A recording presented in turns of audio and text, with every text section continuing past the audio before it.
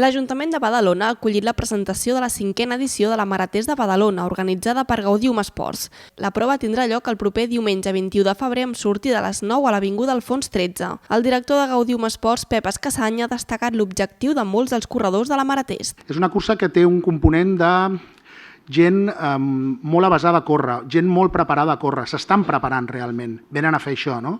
Per aconseguir fites personals, objectius de temps, etc. La Marató de Badalona s'ha convertit en una prova de referència, especialment com a test per la prèvia de la Marató. La directora de la cursa, Mar Sant Romà, ha destacat que el ritme d'inscripcions es manté seguint l'evolució dels anys anteriors. Falta de poc d'un mes, el ritme d'inscripcions va com sempre, o sigui, com cada any, des del 2014 repetim la tendència, més de 1.400 corredors estan inscrits fins ara. A l'acte també s'han presentat les samarretes en versió home i dona. Enguany, els colors escollits han estat el groc i el taronja respectivament. La regidora d'Educació, Esports i Joventut de l'Ajuntament de Badalona, Maria Gallardo, ha fet una crida a la ciutadania a animar els corredors a la cursa. Animar que tothom faci la difusió i quan arribi la setmana nosaltres farem tot el que esté de la nostra mà per contribuir a que una vegada més l'èxit de tots vosaltres. Un any més, la Marató es prendrà als carrers a Badalona amb els corredors que disputaran el recorregut de 15 i 30 quilòmetres en el que ja és una festa de l'esport.